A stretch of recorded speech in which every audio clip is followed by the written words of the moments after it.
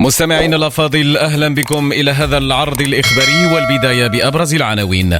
بتعليمات ملكية سامية، السيد ناصر بوريطة يترأس وفد المغرب إلى القمة العربية بالجزائر. السيد أخنوش يؤكد أن المغرب أحد البلدان الإفريقية المنخرطة بقوة في الحد من الفوارق الاجتماعية والمجالية. إثيوبيا تمنح جائزة إفريقية لجلالة المغفور له والملك الحسن الثاني نظير تفانيه في توحيد إفريقيا وتحررها.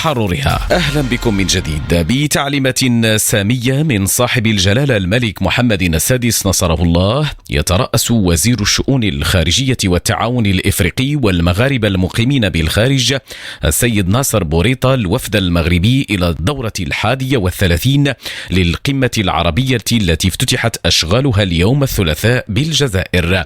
ويضم الوفد المغربي في القمة أيضا سفير المغرب في مصر ومندوبه الدائم لدى جامعة الدول العربية أحمد التازي، ومدير المشرق والخليج والمنظمات العربية والإسلامية بالوزارة فؤاد خريف، ورئيس قسم المنظمات العربية والإسلامية عبد العالي الجاحظ. منحت إثيوبيا جائزة إفريقية لجلالة المغفور له الملك الحسن الثاني طيب الله ثراه نظير تفانيه وإسهامه في توحيد إفريقيا وتحررها، ولا سيما من خلال مبادراته من أجل تأسيس منظمة الوحدة الإفريقية. وسلم رئيس الوزراء الإثيوبي السيد أبي أحمد الجائزة الإفريقية اليوم بأديس أبابا لرئيس مجلس النواب السيد رشيد الطالبي العالمي، خلال حفل هام أقيم بمناسبة انعقاد أول قمة إفريقية للشباب ما بين 29 من أكتوبر المنصرم والفاتح من نوفمبر الجاري بالعاصمة الإثيوبية. ومن خلال هذه الجائزة تعرب إثيوبيا عن تقديرها لجلالة المغفور له والحسن الثاني طيب الله ثراه نظير تفانيه وإسهامه في توحيد إفريقيا وتحررها، مما شكل مصدر إلهام لأجيال الشباب لتجديد الريادة الإفريقية. في خبر آخر، أكد وزير الداخلية السيد عبد الوافي لفتيت اليوم أن الوزارة تواصل جهودها من أجل الارتقاء بالمرفق الأمني لجعله في مستوى التحديات الملقاة على عاتقها. السيد لفتيت قال في عرض قدمه أمام لجنة الداخلية والجماعات الترابية والسكنى وسياسة المدينة بمجلس النواب بمناسبة تقديم مشروع الميزانية الفرعية لوزارة الداخلية لسنة 23 و2000، إنه اعتبارا للدور المحوري الذي يطلع به مرفق الأمن في المساهمة في تحقيق الاستقرار والتنمية. واصلت الوزارة جهودها من أجل الارتقاء بالمرفق الأمني لجعله في مستوى التحديات الملقاة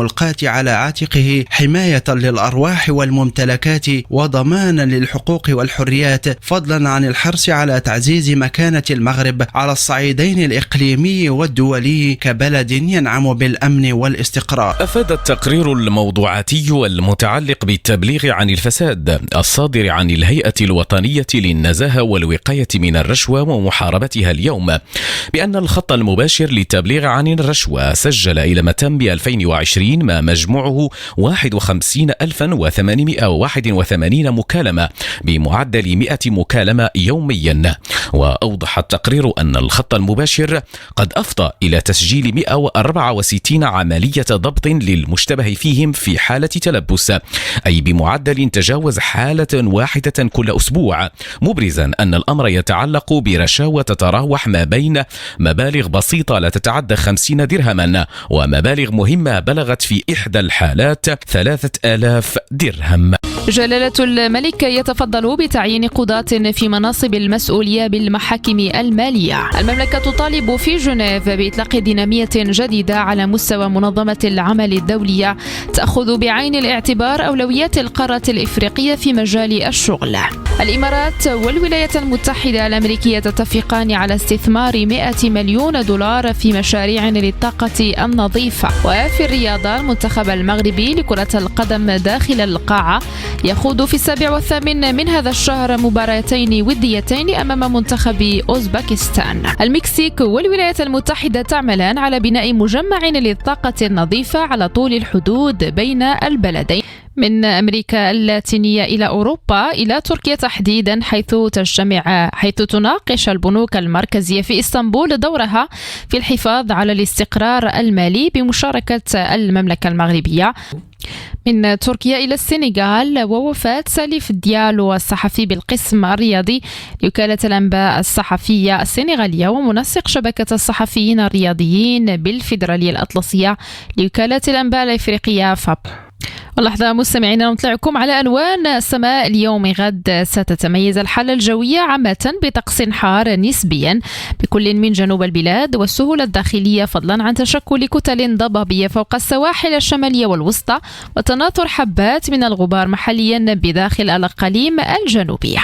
ونختم النشرة مستمعين بالخبر الرياضي، إذ تجرى عشية اليوم مباريات دوري أبطال أوروبا. تجرى اليوم مواجهات الجولة السادسة والأخيرة من مباريات دوري أبطال أوروبا. أول المباريات تجمع بين بورتو وأتلتيكو مدريد في 7:15 مساء، وفي 9 ليلا تلعب 5 مباريات: بايرن ميونخ ضد إنتر ميلان الإيطالي، برشلونة ضد فيكتوريا بيلزن التشيكي، ليفربول ضد نابولي الإيطالي، مارسيليا الفرنسي ضد توتنهام الإنجليزي، وسبورتينغ لشبون البرتغالي ضد أينتراخت فرانكفورت الألماني. في جديد المحترفين المغاربة، قالت صحيفة آس الإسبانية في تقرير لها إنه من المستبعد مشاركة الدولي المغربي يوسف النصيري في مباراة فريقه إشبيليا ضد مانشستر سيتي في دوري الأبطال بسبب الإصابة التي تعرض لها ضد كوبنهاغن الدنماركي. وأشارت الصحيفة ذاتها إلى أن النصيري ما زال يعاني من إصابة عضلية حالت دون استعادة عافيته، وقد يلحق بديربي الأندلس ضد ريال بيتيس يوم الأحد المقبل. وفي كرة المضرب، سهل الفرنسي المخضرم جيل سيمون الذي أعلن اعتزاله بنهاية هذا الموسم مسيرته في بطولة باريس بيرسي لتنس الأساتذة ذات 1000 نقطة بفوز صعب على البريطاني أندي موراي ب2-1. واحتاج سيمون لساعتين و49 دقيقة من أجل قلب تأخره في المجموعة الأولى بنتيجة 4-6 إلى انتصار في المجموعتين الثانية والثالثة بنتيجة 7-5 و6-3 على الترتيب. نصل إلى نهاية مواد عرضنا الإخباري، نشكر لكم طيب المتابعة،